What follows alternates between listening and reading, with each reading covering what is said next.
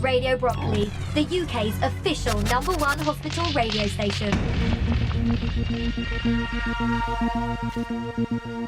Hello and welcome to Brockley News, Radio Brockley's weekly show with news, interviews and information, including updates on all you need to know about what's happening in and around the hospital.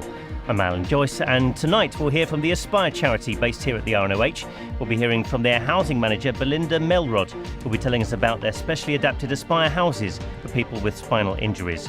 We'll also be hearing about the OPUS group, which is a forum for prosthetic users. We'll be hearing about that over the next half an hour. Then at 7:30, your chance to win some Radio Brockley goodies without leaving your bed.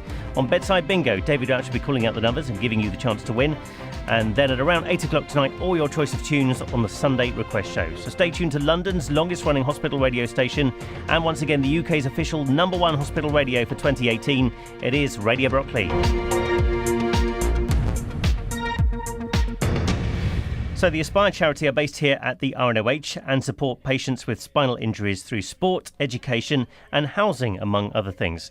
Now, Belinda Melrod is the supporting housing manager at the charity, and she coordinates the Aspire houses, which are fully accessible properties for use on a short-term basis while someone is looking for a place to suit their needs. Our reporter Caroline Keating found out more about them. Belinda, it's lovely to see you. Hi. Thank you for taking the time to come down and be with us today after your busy schedule. I'm wondering if you could just give us a little bit of history and tell us a few details about why Aspire and Aspire Houses is relevant to the patients of the Royal National Orthopaedic Hospital. Hi, thank you very much. Every 8 hours, somebody is paralysed by spinal cord injury, and Aspire is a national charity providing practical support from injury to independence. One of the bigger issues that occurs is once somebody is injured, their home is not accessible. They have no way to return home at that point of discharge. We are here to try to provide practical support for that. So either within our own temporary housing stock, all of our stock is completely wheelchair accessible regardless of level of injury. But sadly, we don't have enough stock to help everybody leaving a spinal centre. The other side of our housing department is our housing advice and support and advocacy, which will enable us to track people having left the spinal centre to actually getting someplace that's fully accessible for them. Aspire is completely aware that disability is expensive. We exist in order to provide the practical support to try to mitigate the costs of adaptations, adjustments, moving, packing, anything that we can help with. Our housing stock goes from Scotland down to Exeter, across to Kent, down to Bristol, around Salisbury. We are in Wakefield. Sadly, in London, we don't have enough stock to help as many people as we would like. We estimate that only a quarter of all of those people paralysed in this country will leave a spinal centre and go home to some place that's fully accessible. That leaves 75% struggling to some extent or another to find some place that's accessible so that people can get on with their lives and return to being independent. Right, so I understand from what you're saying then that there are two ways that Aspire can really help, which would be when a person is initially injured, you can help them with choices and decisions about what to do next. I'm only speaking from the housing side of things. We have a variety of other ways that we help patients. We have a grants committee, we have welfare benefits assistance, we have assistive technology to help people get back onto computers. A lot of that happens while people are still inpatients in the hospital. From a housing point of view, which is my special area, we have those two. We have either the temporary housing that is limited, or we have the housing advice side, which allows us to track people further on. But there are loads of other ways that we can help, and we are there to offer that practical support. So can I give you a case scenario? Please. For example, I have a spinal injury and I'm going home and I know that my home is not going to be accessible in the way it was. The council have said they can put me back into my living room and they'll adapt the rest of the house for me. How would Aspire Housing help me in that situation? Well, there are two ways. One, if we were able to get to assess with you, then we could work with helping you get a grant to do that work, assuming that you are eligible for a grant. The grant is called a Disabled Facilities Grant, and it is means tested, and it's managed by your own local authority. So if they can get you into your home and put up some temporary ramps and assist you to live, even if it's in your living room, which I will stress we do not consider acceptable, but it is what happens, we would then help you with making sure that your OT assessment goes as smoothly as possible, that the builders who come and assess and give you the quotes understand what they're doing, help you process the forms, assuming you need that help. Some people are quite happy to do it themselves. And then we can make sure that you are given exactly what you need rather than what somebody else thinks that you need. So what can often happen is that an OT will assess your home. An occupational therapist. An occupational therapist will assess your home. They will be very clear about what you need. And then when the builders come along, they look for a more cost-effective way to give you what they think you need. So often it can be a fight to say, hang on a minute, the occupational therapist said, this is what I need, you're not giving it to me. And try to make that argument with you or assist you to make that argument to actually get as much independence within your own home as possible. I think that's a very powerful thing, because I think for some patients, when they move out of hospital or they move on, some are very able to cope with all of that, and some people need that extra support because it's actually very emotional. It's a hard time anyway without having to make huge decisions and they're not in a place. So to have people who understand where you come from to back you up is very powerful. I wonder, would you give us your contact details? So if anybody needed to contact you, you could give them to us now. And then if our listeners can get a pen ready, we'll give them out at the end of the programme again. Certainly. The best way to get hold of me would be via email. And it's very simple. It's housing@aspire.org.uk. That email will come directly into the housing department and we will allocate it to the most appropriate person within the team.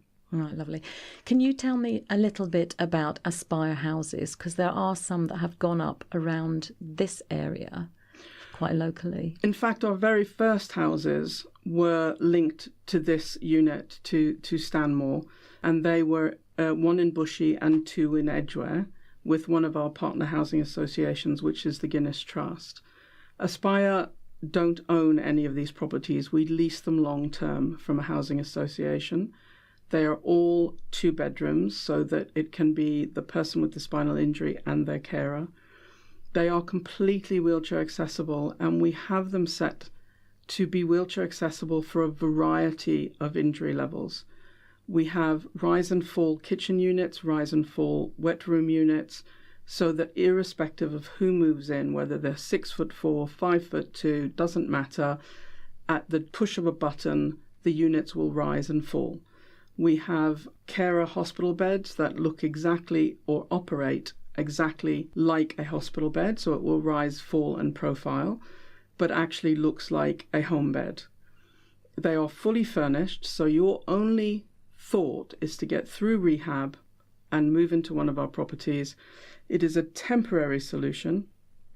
It is there while your longer term housing solutions are found, whether that is that you're selling your home to buy a new one, waiting to adapt your home, waiting for the local authority to find you a new home. They are purely an interim measure, so we wouldn't expect somebody to be with us for more than 6 months, possibly a maximum of 11 months. Right. And then we would move people in and out as quickly as possible so that the next patient can benefit, and then the next one after that. So we have properties around here that service the RNOH. We have one in Kent, we have one in Essex, we have 7 or 8 in London itself. We have one in Surrey, Crawley and Brighton. The problem is that they are usually tenanted, And it's only one person out of every 20 that we can really help with housing, because we're waiting for people to move on. How far are the local authority involved in what you do in that situation? We will not take anybody into one of our properties unless they have what we call an exit strategy. And that exit strategy is usually getting in writing confirmation from the local authority that they will actually allow somebody to stay in one of our properties without losing their place and their priority in the housing queue, and that they will assist the person to move as soon as possible. So we are very much linked to the local authority. Most of that work, I have to say, is done first and foremost by the case managers on the spinal ward. We then will work with them once that has been sorted in order to work with a patient. But the work starts with the case managers and the discharge liaison people actually on the ward itself. You said that the properties are usually 2-bedroom. That's correct, yeah. Have you had cases in the past where you've had people with bigger families, and how do they cope with the 2-bedroom? What tends to happen is that part of the family, the mother, the father, the child with a parent, will live in our property. Unfortunately, the rest of the family stay in what is their usual and normal home.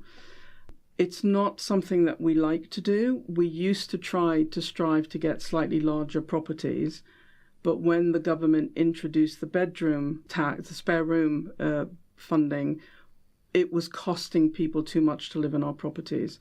And we could not be left in a position where we were getting someone into debt because they were having to pay for spare rooms.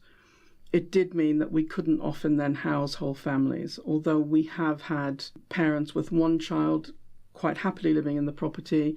We have had a couple of people with a carer and a child, but it becomes slightly over-occupied, and that's something that, again, we can't allow. It ruins turning circles, it ruins the space for getting around the property independently. The idea of 2 bedrooms is that we can have the person and a carer, the person and an adult, the person and someone else, but not necessarily a whole family. That makes sense as well. So you would try and place people as near to the family home as possible. That's correct. Is there a cost implication with having the 2 sites then for a family? So what would normally happen is when you cannot go home, you become, under the legal definition of homelessness, homeless. And by virtue of the fact that you cannot get into or access your own home properly, there is a provision for local authorities to be able to assist with housing benefit on the temporary property, whilst already paying housing benefit on the full family home, or you're already paying a mortgage or bills on your own, or privately renting that home. So there is a provision to assist with housing benefit, but of course there is always going to be the question, are you eligible for that? And again, that is means tested, and it's not an automatic provision. So you would have to be fairly sure that that would be something that you would be eligible for, or else you'd end up paying 2 of everything. And there's still council tax, water rates, electricity, gas bill, the normal bills that you would have at home, you'd still have in our properties. We don't keep the rent. The rent goes to the housing association that has leased us the property. So we get to the position where what we can't do is let somebody live there rent-free. We don't have the funds to that. We're a charity. We're not making a profit out of the properties, but we certainly have to try not to make a loss. I understand that, but also what's very good is you would actually, as a housing person, be able to help them through the whole process. Yes, and we also have a welfare benefits team working within Aspire, and again, they would be able to help. Because for me, I would find that you've got enough to contend with without filling up council forms, which tend to be long and lengthy and hard to fill up. The thing that we have to keep in mind, and I think that a lot of people forget often, is that the vast majority of people, all of these forms that you have to fill in, whether it's PIP applications, universal credit, housing benefit, these are all very alien to most people. And to be given suddenly a wodge of 3 different packs of anywhere up to 70 and 80 pieces of paper to be filling in is daunting without that kind of help. Again, within your ward, there is a DWP visitor who comes every week from the Department of Works and Pension who can help. There is our welfare benefits team who can help once you've been discharged.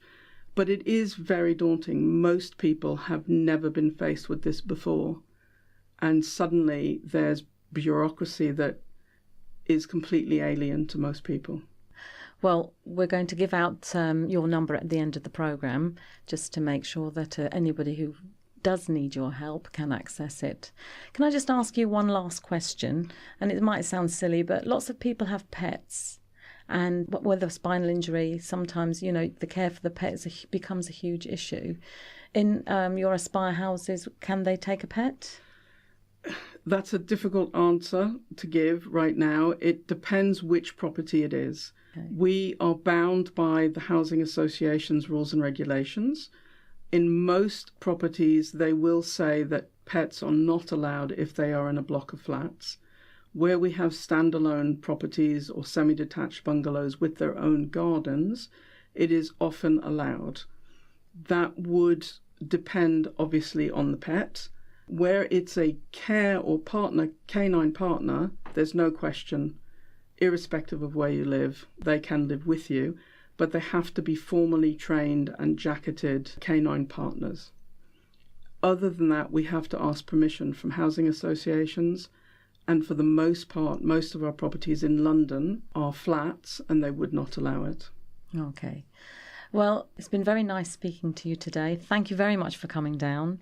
Is there anything that I have missed that you think would be useful for our listeners? I think one of the things to consider at all times is looking at the cost of adaptations. Disability, as we know, is very expensive, and our properties don't cost that much more than a regular flat that you're going to go into if it's thought about well in advance. So whether you put a bathroom in or a wet room, you're looking at a difference of about £500-600. If you're looking to convert a bathroom into a wet room, you could be looking at anywhere up to £6,000-7,000. Our kitchens are fully accessible. We have rise and fall units so that anybody, regardless of height, can use those kitchens and work surfaces, hobs, sinks. We have pull-down baskets in all of our upper cupboards so that the actual shelves come down to you, regardless of your level. And instead of scrabbling around on the floor to get to the backs of cupboards, we have pull-out baskets. None of these actually costs a lot to fit from the start. They can be more expensive to retrospectively fit those. So the cost of what you're doing within your own home needs to be looked at before you actually start thinking about DFGs and whether or not you want to adapt your own home. It's a difficult decision to make.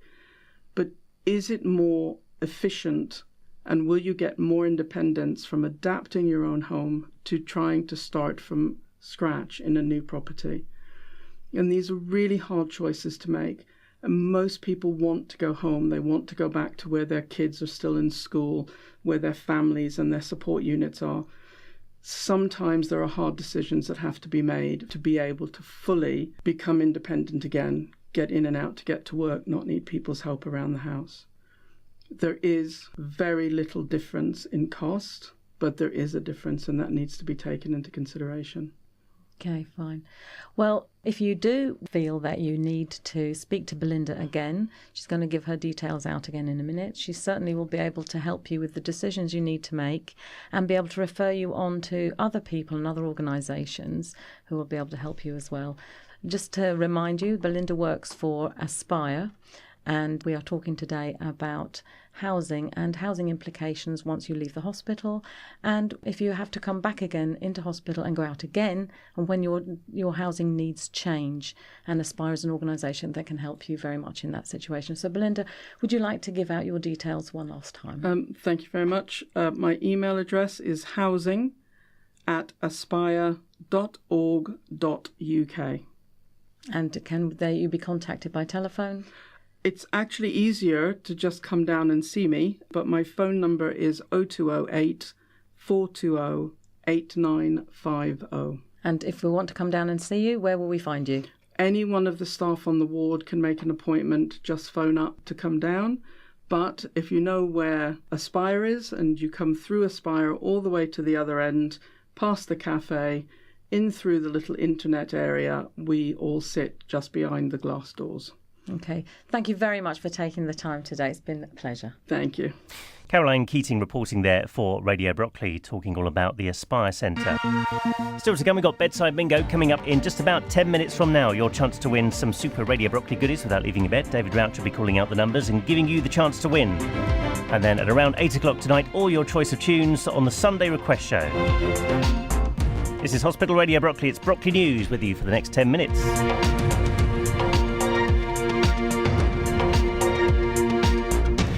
Now, the OPUS group are a user group from the Orthotic and Prosthetic Centre, and our reporter David Rauch invited two of their coordinators to tell us more about it.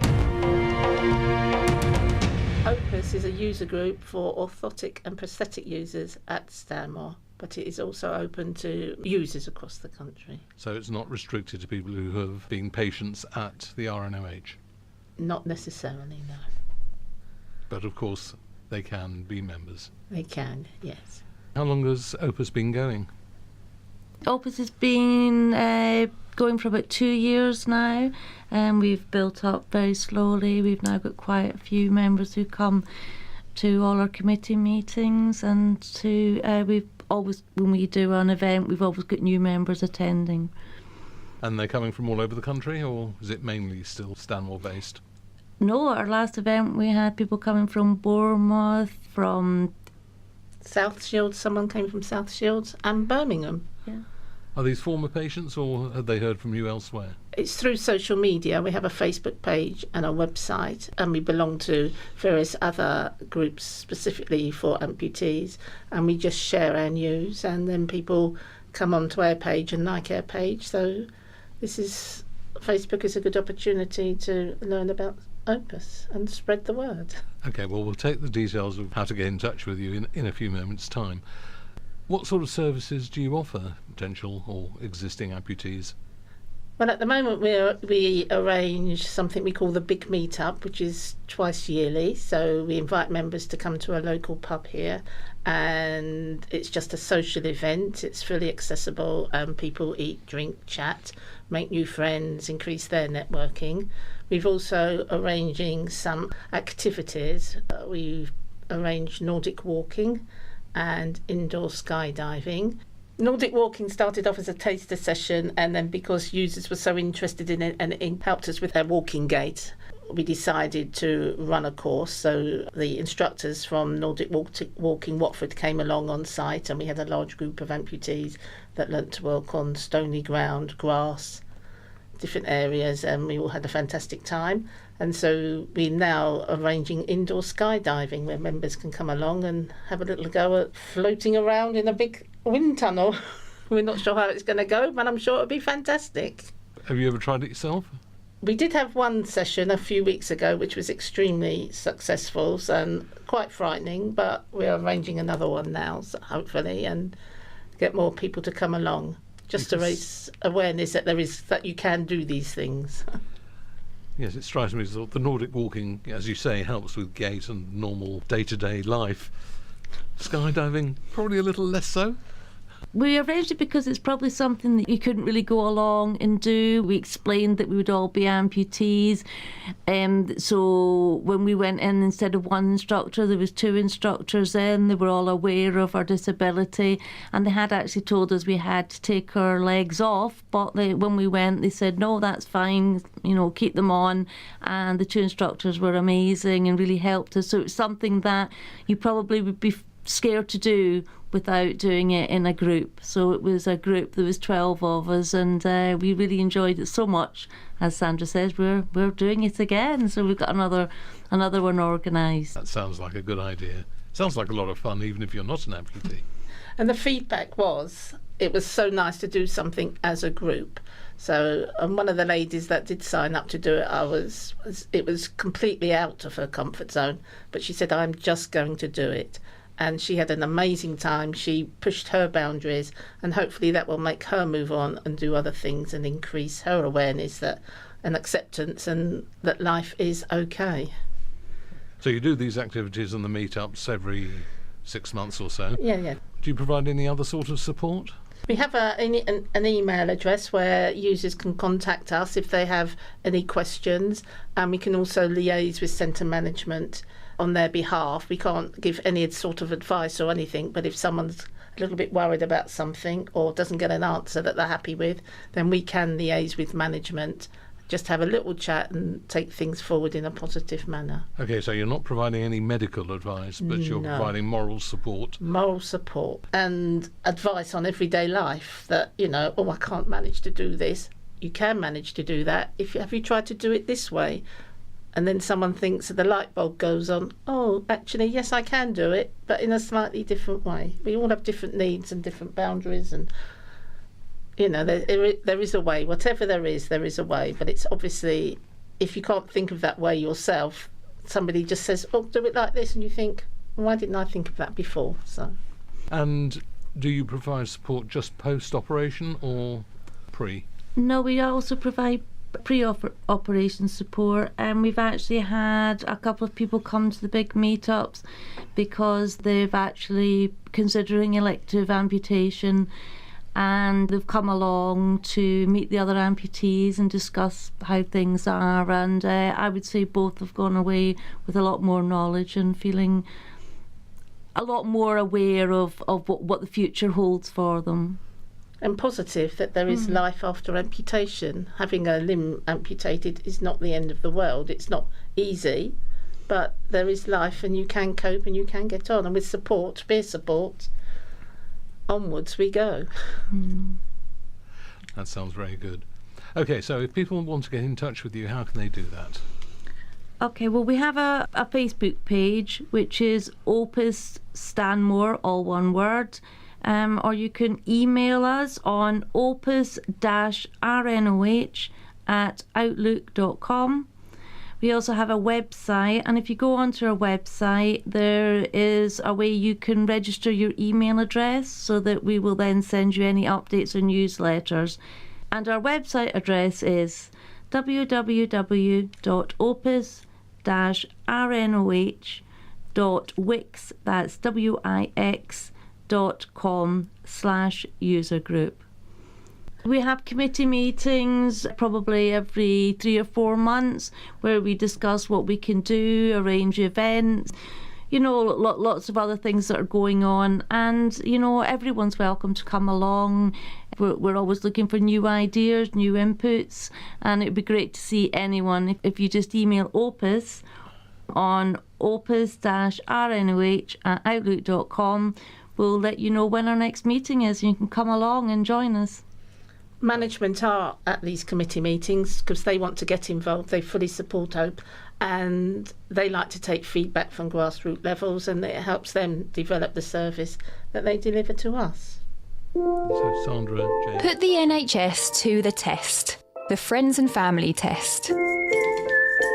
It's a short questionnaire you can fill out whenever you get care or treatment from us. It's anonymous and open to everyone, with your answers going to the people making decisions about your local services. We need to know where things are going well and where they could be improved. So start putting us to the test by asking any of our staff how you can take part. This is Radio Brockley. And before that, you heard about the Opus Group. And don't forget, if you want to catch up on that and other editions of Brockley News and Brockley News Extra, you can follow the links from our YouTube channel. Go to youtube.com/Radio Brockley. And you can also follow the links from our website at radiobrockley.org. Plus, you can tune in to Brockley News Extra 5 days a week at midday for another chance to hear some of our recent interviews, and also on Monday evenings at 8 o'clock as well. Up next, it is Bedside Bingo on Radio Brockley, your chance to win some super Radio Brockley goodies without leaving your bed. And David Rauch will be calling out the numbers. And then at around 8 o'clock tonight, all your choice of tunes on the Sunday Request Show. Brockley News returns at the same time next week, but from me, Alan Joyce. Good night.